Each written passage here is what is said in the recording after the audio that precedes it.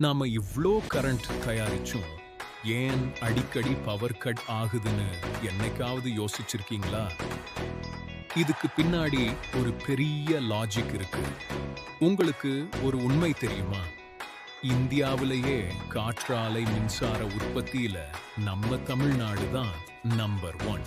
ஆனா பிரச்சனை என்னன்னா, காத்து எப்போ அடிக்கும் எப்போ நிக்கும்னு யாருக்கும் தெரியாது.